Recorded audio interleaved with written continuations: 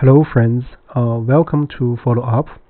Let's have a look at problem 785. Is graph bipartite?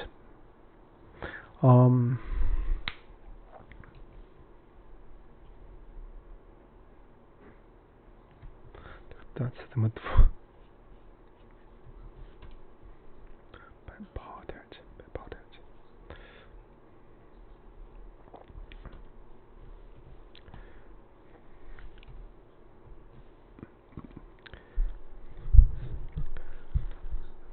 Hi friends, welcome to follow up.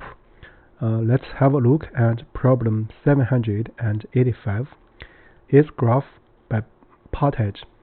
So in this video, we are going to explain a solution based on traversal. The basic idea is that we want to color the node into two different colors. If we can carry out the task, then the graph is bipartite, otherwise it's not. So first, let's have a look at the problem statement. There is an undirected graph with n nodes, where each node is numbered between 0 and n-1. So in other words, here we are using 0 indexing. We are also given a 2D array called graph, where graph U is an array of nodes that node U is adjacent to. More formally, for each V in graph U, there is an undirected edge between node U and node V. The graph has the following properties. First, there are no self-edges. And second, there are no parallel edges. And third, if V is in graph U, then U is in graph V. So in other words, it's bidirectional or undirected. And lastly, the graph may not be connected, meaning there might be two nodes U and V such that there's no path between them, right? So a graph is bipartite if the nodes can be partitioned into two independent sets A and B, such that every edge in the graph connects a node in set A and a node in set B. So we want to check if the graph is bipartite. So here we have two examples. In example 1, the return is false, right? You can do the check.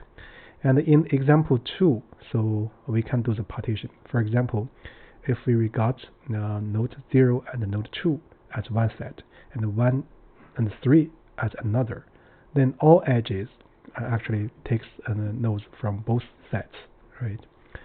So here the constraints or additional assumptions for the problem are the following. First, the graph has length n. N is bounded above by 100. In other words, this number of nodes is not very large. So the third and fourth one, basically the consistency one. So graph U does not contain U, and all the values graph U are unique. And if graph U contains V, then graph V contains U, right? So with that said, basically for this problem, we can directly do the coding, and in between we are going to explain the logic. First, I would like to restate our overall idea. So we are going to color the nodes into two different colors, say black and white or 0 and 1, using whatever convention you would like to.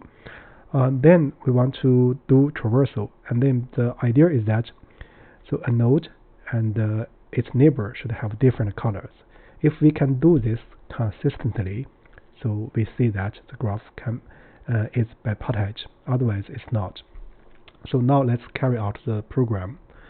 So first, I'm going to build graph. So this is just for convenience. So I want to make it in a sort of modularized fashion. You don't need to do this absolutely necessary. This is not absolutely necessary, I would say. So here I would have so here actually it's not a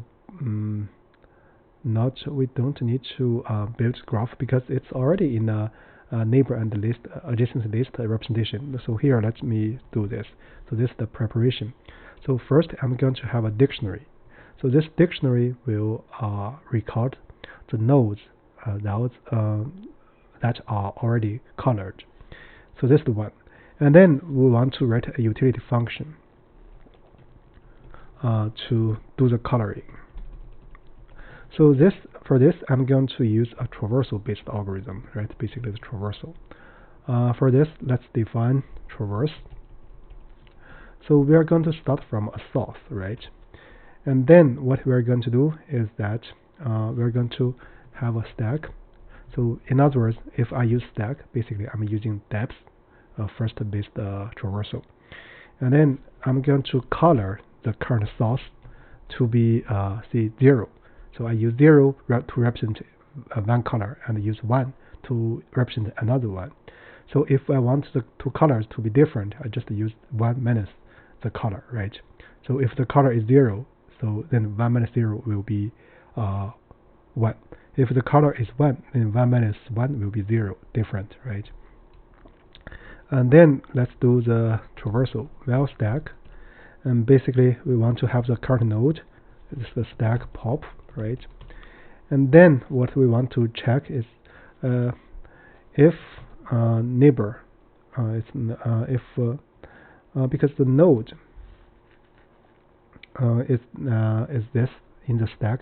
The node in the stack is already colored at the very beginning. Then we are going to check the neighbor directly. So for neighbor in so here is a graph node, right?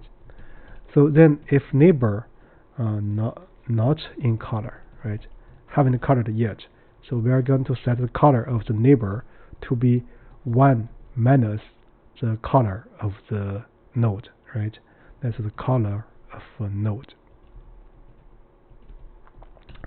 So this is the one. Then we are going to append the neighbor into the stack, right?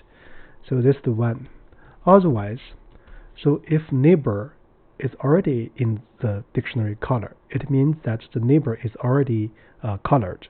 So in this case, we want to check consistency, right?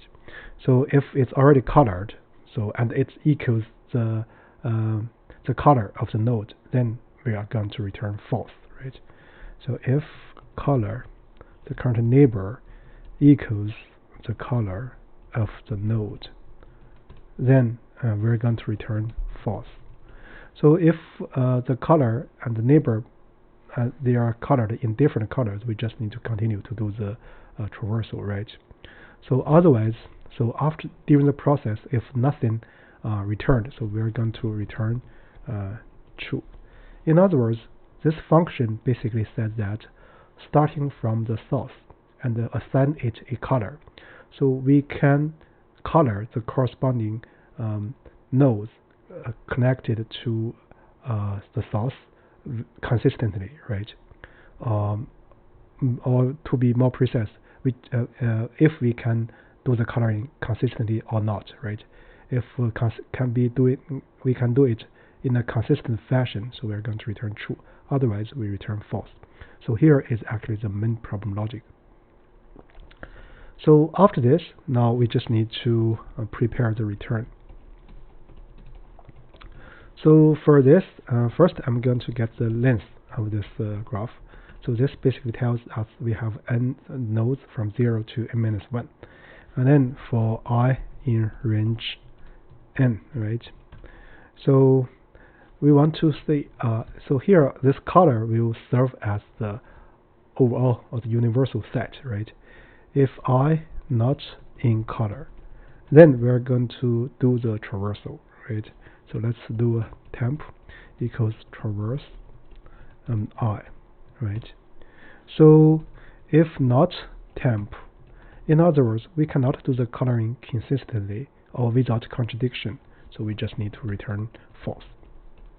So otherwise, so if after we do the for loop, nothing has returned, so we're going to return true.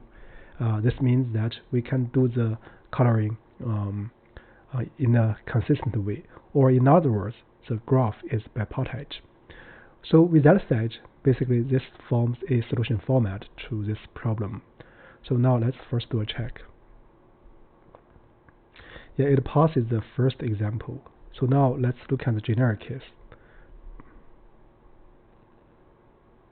Yeah, it passes all the generic cases. So basically, I would say this problem, if we split the code into different components, so the main part is a traversal.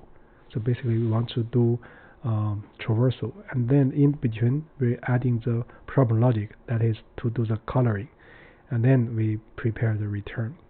So here we want to make a comment, that is, so you can compare this problem 785, with the problem 886.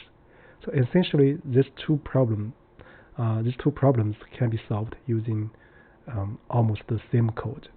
So it's actually good to have a try for problem 886. So with that said, I guess that's about it for this video. Thank you.